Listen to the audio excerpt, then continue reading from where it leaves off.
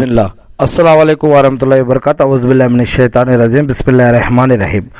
ఖురాన్ మరియు హదీసుల ఆధారంగా రంజాన్ నెల అనేది ఇస్లామిక్ క్యాలెండర్లో 9వ నెల మరియు అత్యంత పవిత్రమైనటువంటి నెల.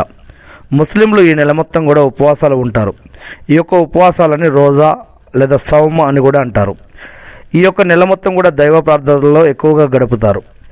ఈ నెల గొప్పతనం గురించి కొన్ని విషయాలు చూసినట్లయితే కనుక, మొదటిగా ఉపవాసం, రెండవది ఖురాన్ అవతరణ, మూడవది ఆధ్యాత్మిక శుద్ధీకరణ, నాలుగవది దాన ధర్మాలు అంటే జకాత్, ఐదవది లైలతుల్ ఖద్ర్ ఫిత్రా దానం. ఇలా అనేక విషయాలు ఉన్నాయి. ఉదాహరణకి ఉపవాసం మరియు రోజా. రంజాన్ నెలలో ముస్లింలు సూర్యోదయం కంటే ముందే ఆహారం తీసుకుంటారు. దీనిని సెహర్ అని అంటారు. సూర్యాస్తమయం వరకు నీళ్లు కూడా తాగకుండా ఉపవాసం ఉంటారు. సూర్యాస్తమయం తర్వాత ఉపవాసాన్ని విరమిస్తారు. దీనిని ఇఫ్తారీ అంటారు.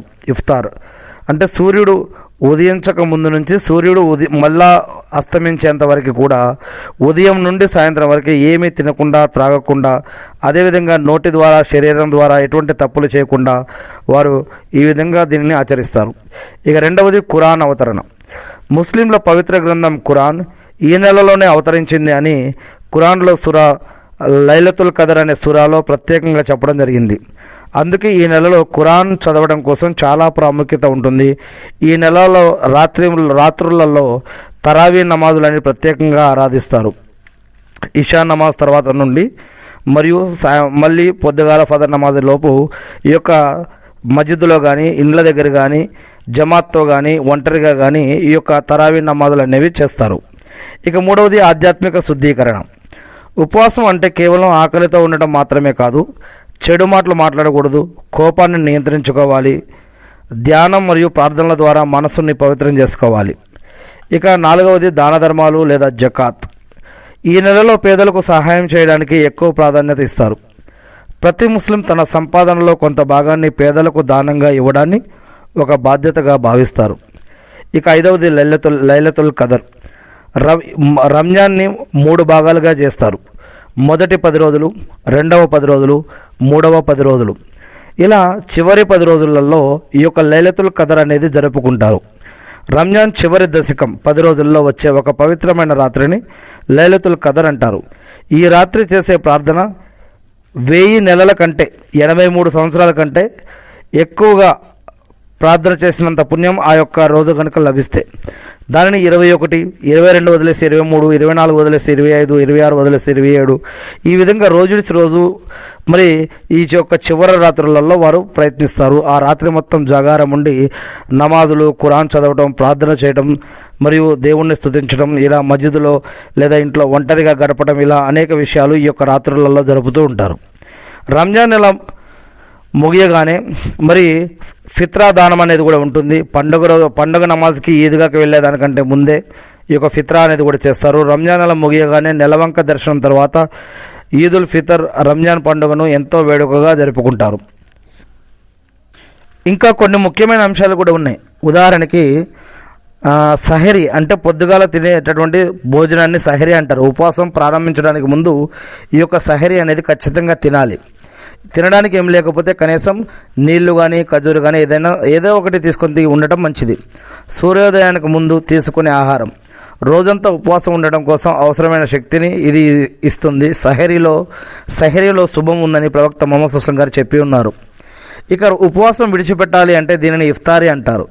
ఇది ఖజూరు లేదా నీళ్ళ ద్వారా కూడా ఇప్పవచ్చు అన్నమాట. సూర్యాస్తమయం అయిపోయిన తర్వాత ఉపవాస విరమణ చేస్తారు. సంప్రదాయబద్ధంగా ఖర్జూరు పండ్లు లేదా నీళ్లతోటి ఉపవాసాన్ని ఇప్పడం చాలా మంచిది. ఇక తరావీ నమాజ్. రంజాన్ నెలలో ప్రతిరోజు రాత్రి ఇచ్చే ప్రత్యేక ప్రార్థనలని తరావీ నమాజ్ అంటారు. ఇందులో ఖురాన్ని చాలామంది పూర్తిగా చదవడం కోసం ప్రయత్నిస్తారు. కొంతమంది నెమ్మదిగా మరి తమ తరావీ నమాజ్ని ఖియామ్లో ఎక్కువగా నిలబడి నెల మొత్తం కూడా ఈ విధంగా ప్రార్థిస్తూ ఉంటారు రాత్రులలో. ఇక సామాజిక ప్రాముఖ్యత కనుక చూసినట్లయితే సామూహిక విందులు. ఇఫ్తార్ సమయంలో మతాలకు అతీతంగా స్నేహితులు, బంధువులు కలిసి విందు ఆరగిస్తారు. ఇందులో ఐకమత్యానికి చిహ్నం ఉంటుంది. ఇక క్రమశిక్షణ. ఆకలి, దాహం మరియు భావోద్వేగాలను నియంత్రించుకోవడం ద్వారా ఒక వ్యక్తిలో ఆత్మవిశ్వాసం మరియు క్రమశిక్షణ పెరుగుతాయి అని ఇస్లాం తెలియజేస్తూ ఉంది. పేదల పట్ల సానుభూతి, ఆకలి విలువను స్వయంగా అనుభవించడం ద్వారా సమాజంలోని పేదవారి కష్టాలను అర్థం చేసుకోవడం ఈ నెల యొక్క ప్రధాన ఉద్దేశం. మరియు ఈ యొక్క నెలలో మనకు నేర్పిన ఈ యొక్క పాఠం ద్వారా ఇతర నెలలలో సంవత్సరం మొత్తం కూడా మన ఇరుగు పొరుగు వారిలో మనకు తెలిసిన తెలియకపోయినా బంధువులు, మిత్రులు, ప్రయాణంలో ఉన్నవారు, ఇతర అనేక రకాల వారికి, అడిగిన వారికి, అడిగే వారికి అందరికీ కూడా దాన ధర్మాలు, సదకా ఖైరాతులు మరియు మంచి కార్యాలు, సోషల్ వర్క్ సమాజంలో మంచి చేసుకుంటూ పోతూ ఉండాలన్నమాట.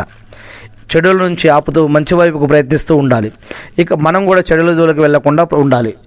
అదేవిధంగా ఆరోగ్య ప్రయోజనాలు చూసినట్లయితే సైన్స్ ప్రకారం కూడా రంజాన్ ఉపవాసం వల్ల శరీరానికి కొన్ని మేలులు జరుగుతాయని చెప్పడం జరుగుతుంది.